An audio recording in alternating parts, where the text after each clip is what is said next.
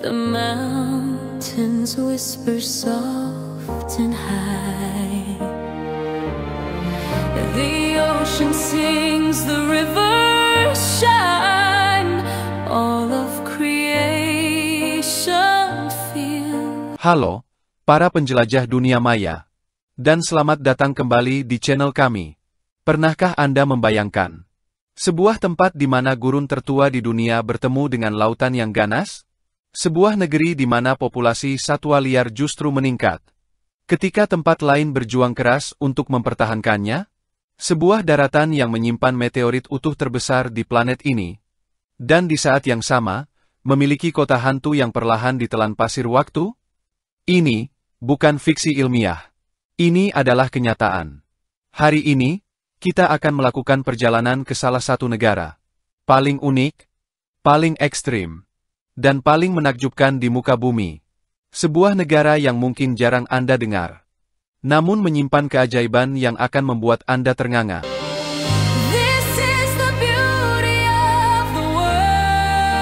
Inilah Namibia, the Gem of Africa, sang mutiara dari Afrika.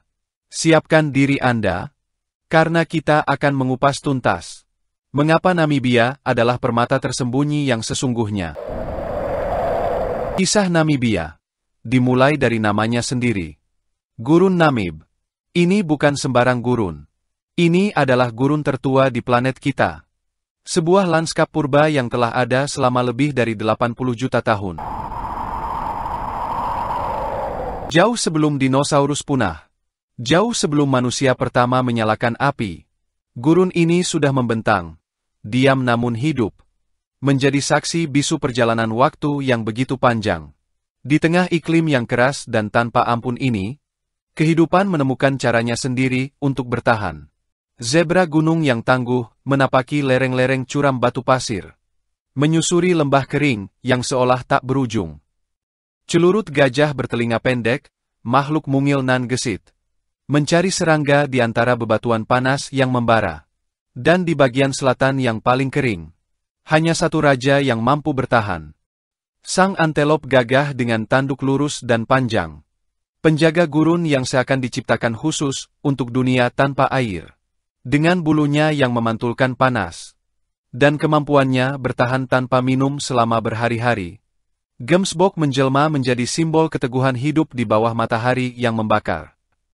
Disinilah, di tanah yang disebut Namib, yang dalam bahasa lokal berarti tempat luas yang tak berujung. Kehidupan tidak sekadar ada. Ia bertahan, beradaptasi, dan berkembang. Di salah satu tempat paling tua, paling keras, namun paling menakjubkan di muka bumi.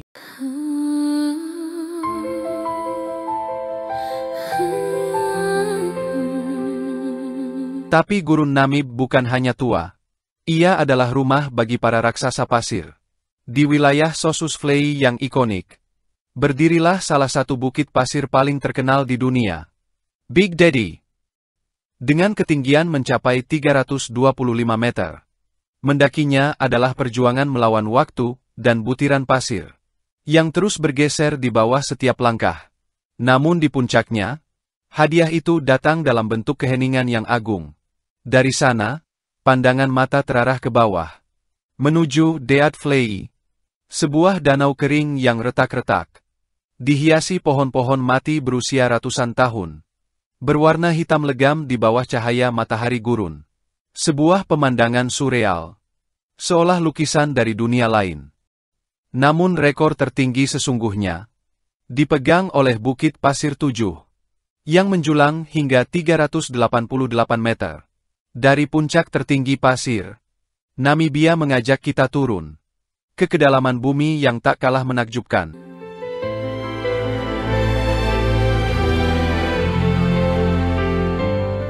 Sambutlah Fish River Canyon, ngarai terbesar di Afrika, dan yang kedua terbesar di dunia. Hanya satu langkah di belakang Grand Canyon di Amerika. Ngarai ini adalah luka purba di permukaan bumi, membentang sejauh 160 km, dan menukik hingga kedalaman 550 meter. Para ilmuwan percaya, ngarai ini mulai terbentuk lebih dari 500 juta tahun lalu, diukir perlahan oleh kekuatan air dan angin, selama waktu yang bahkan sulit dibayangkan oleh manusia. Setiap dinding batu di sini adalah lembaran sejarah planet kita. Dan jika gurun berusia 80 juta tahun, serta ngarai berusia 500 juta tahun, belum cukup membuat Anda terpesona, maka bersiaplah, karena keajaiban berikutnya datang dari luar angkasa.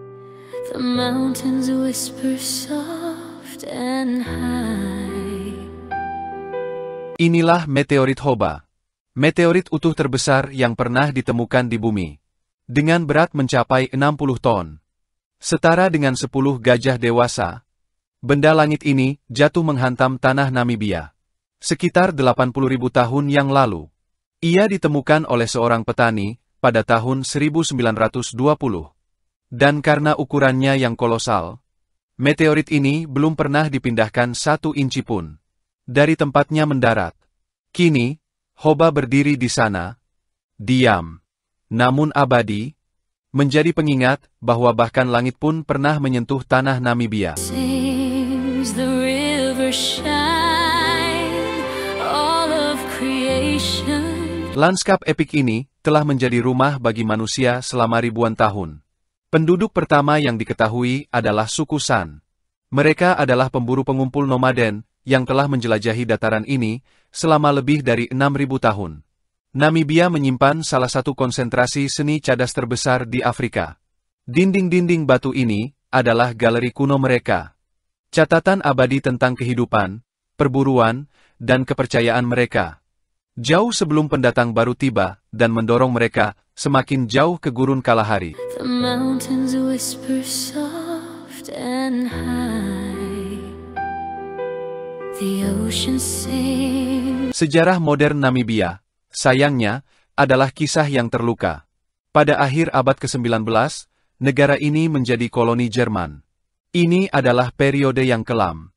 Diwarnai oleh genosida brutal terhadap suku Herero dan Nama. Sebagai bentuk protes yang kuat dan menyentuh.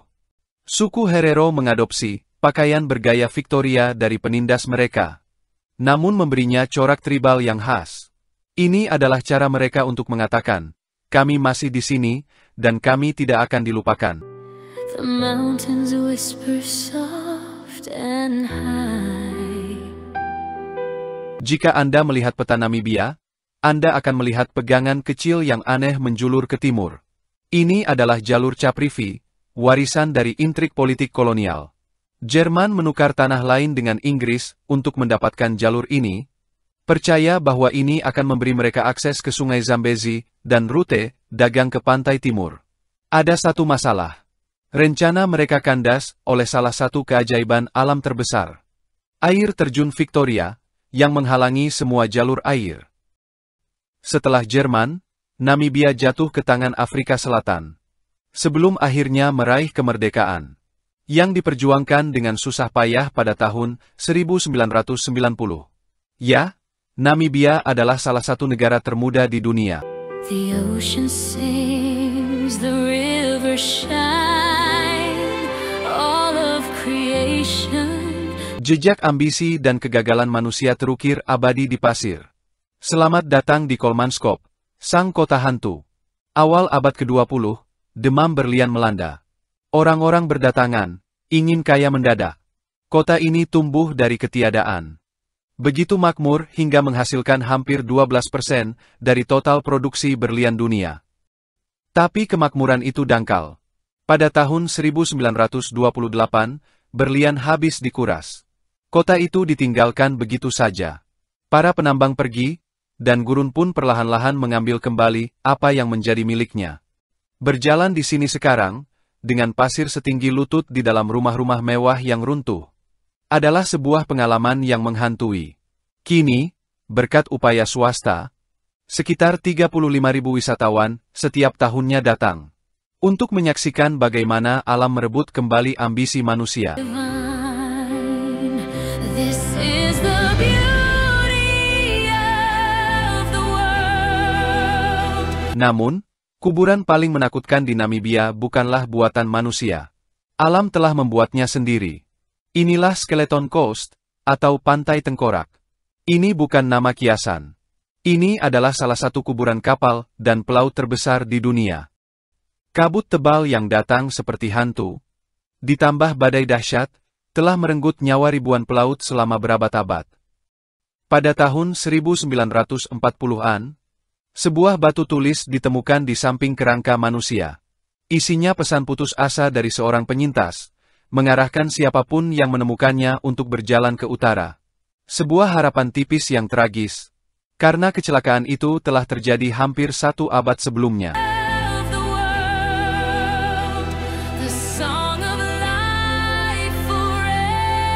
Di tengah semua sejarah dan lanskap ekstrim ini, kehidupan modern Namibia terus berdetak.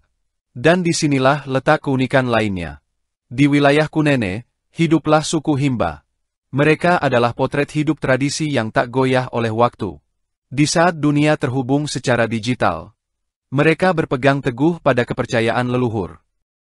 Para wanita Himba, yang terkenal dengan Otjize, pasta okar merah dan lemak yang mereka gunakan untuk melindungi kulit, hidup dengan cara yang hampir sama, seperti ratusan tahun lalu, nyaris tak tersentuh modernisme.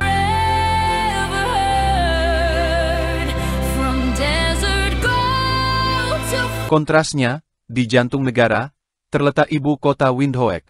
Ini adalah pusat ekonomi dan administrasi. Sebuah kota modern yang terus berkembang. Dengan populasi lebih dari 325.000 jiwa.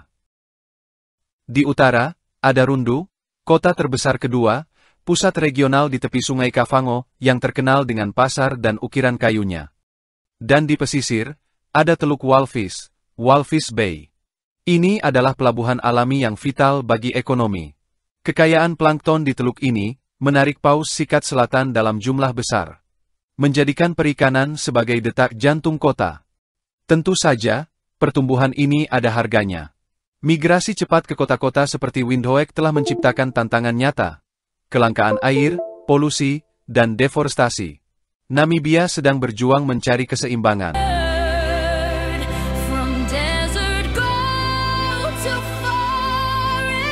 Tapi, inilah bagian terbaik dari kisah Namibia. Inilah keajaiban modernnya. Di saat populasi satwa liar di banyak belahan dunia menurun drastis, di Namibia, jumlah mereka justru meningkat. Bagaimana bisa? Karena Namibia sangat serius dalam konservasi. Negara ini adalah yang pertama di dunia yang memasukkan perlindungan lingkungan langsung ke dalam konstitusinya. Hasilnya, lebih dari 40% wilayah negara ini berada di bawah pengelolaan konservasi. Dan ini berhasil. Populasi satwa liar yang hampir musnah di tahun 1980-an akibat perang dan perburuan liar, kini telah bangkit kembali. Namibia adalah rumah bagi populasi cheetah liar terbesar di dunia, dengan sekitar 3.000 ekor berlari bebas. Populasi singa, zebra, oris, dan bahkan badak hitam yang terancam punah. Semuanya berkembang pesat.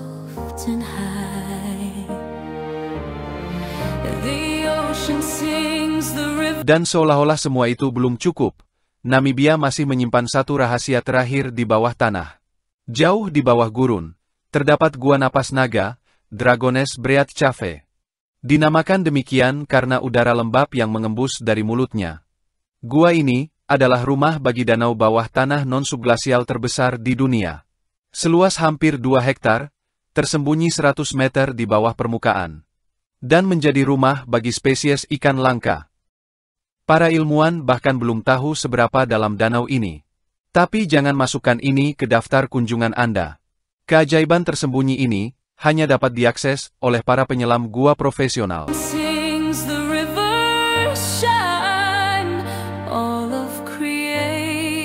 Jadi, inilah Namibia. Sang Mutiara Afrika. Sebuah negeri kontradiksi yang menakjubkan. Ia adalah rumah bagi gurun tertua dan salah satu negara termuda. Ia menyimpan bekas luka genosida dan kota hantu yang ditelan pasir. Namun di saat yang sama ia menjadi mercusuar harapan bagi konservasi satwa liar dunia. Namibia adalah bukti bahwa alam bisa menjadi keras sekaligus rapuh. Dan bahwa manusia memiliki kekuatan untuk menghancurkan. Tetapi juga memiliki kekuatan yang luar biasa untuk memulihkan. Ini adalah negeri yang sepi, dengan kepadatan penduduk terendah kedua di dunia, namun setiap kilometer perseginya penuh dengan cerita, keajaiban, dan kehidupan yang tangguh.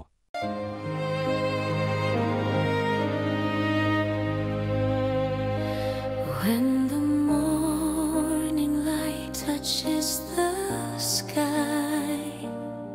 Terima kasih telah bergabung dengan kami dalam perjalanan melintasi negeri yang luar biasa ini.